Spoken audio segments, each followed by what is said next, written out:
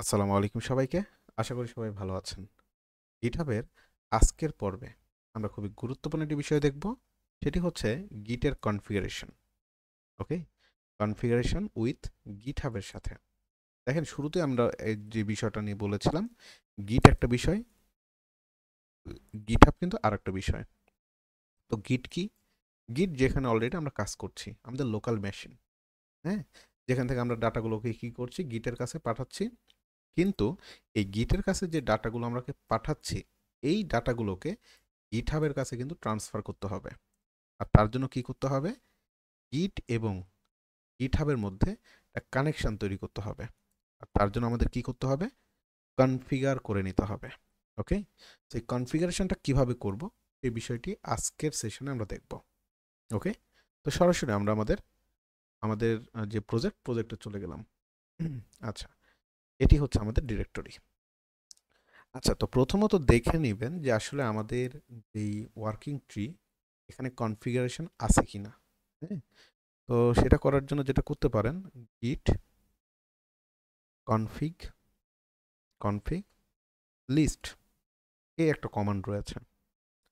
আমি এটাকে একটু বড় করে দেখি। তো বড় করে যদি দেখেন, দেখেন এখানে অনেক কিছুই দেখাচ্ছে। আচ্ছা, ওকে, একটু আমরা ক্লিয়ার করে আসি। হ্যাঁ, ওকে, ক্যান্সেল করি।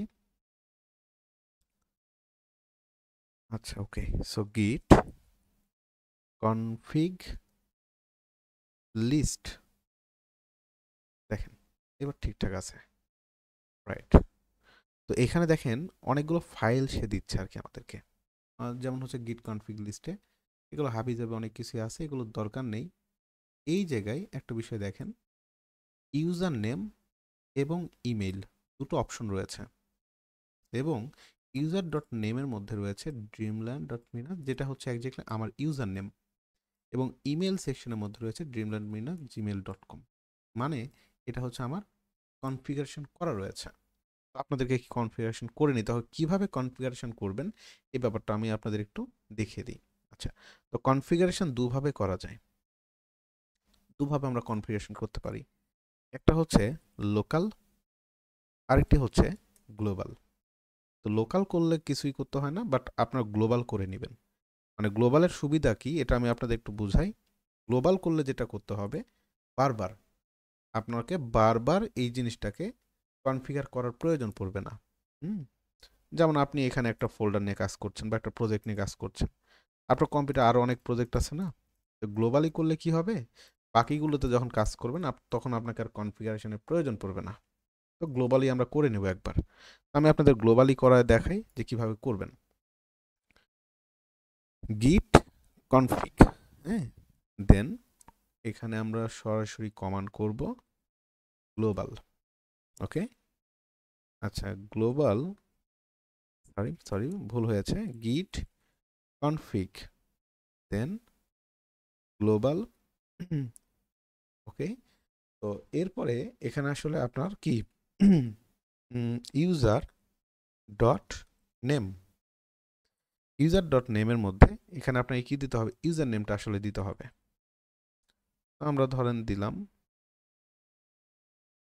ড্রিমল্যান্ড।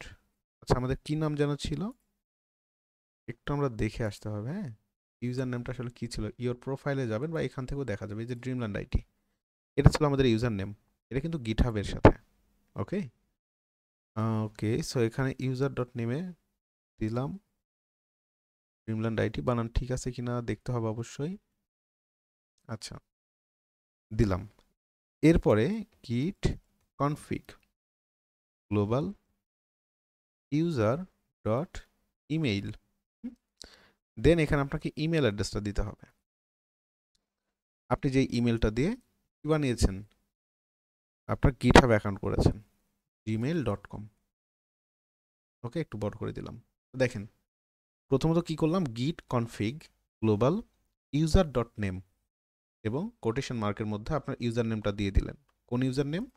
অবশ্যই আমাদের ইউজার নেমটা হতে হবে গিটহাবে যে অ্যাকাউন্টটা করেছিলাম আমরা, তাই না? এই যে গিটহাবের এই যে ইউজার নেম রয়েছে, এইটা। রাইট?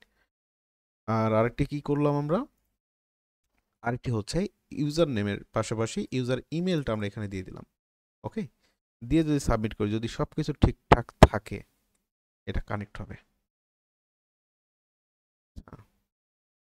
ওকে, সো এখন আমরা একটু দেখে আসি গিট কনফিগ লিস্ট। দেখি সে কি দেখাচ্ছে। এই যে দেখেন, আমাদের এটা আগের যেটা ছিল সেটা এক্সিস্ট করে ফেলেছে। হ্যাঁ, তো এখানে ড্রিমল্যান্ড আইটি এবং পরবর্তী যেটা রয়েছে যে dreamlandiitsoft@gmail.com, রাইট? সো আমাদের যেই কনফিগারেশন সাকসেসফুল। মানে এখন মজার বিষয়টা হচ্ছে, আপনি যদি মনে করেন যে গিটহাবের এখানে ফাইল ট্রান্সফার করবেন, জাস্ট এক ক্লিকে আপনার যে ডাটাগুলো বা ইনফরমেশনগুলো বা যে ফাইলগুলো প্রজেক্টগুলো ম্যানেজ করতে পারবেন এই গিটহাব ড্যাশবোর্ডের মাধ্যমে। ব্যাপারটা সো ইন্টারেস্টিং, রাইট? আচ্ছা, তো আমরা দেখব যে কিভাবে আসলে এই কিভাবে আমরা গিটহাবে আসলে কোনো একটা ফাইল বা প্রজেক্ট নিয়ে আসতে পারি নেক্সট সেশনে। ভালো থাকবেন, আজকে এই পর্যন্ত রাখছি। Thank you.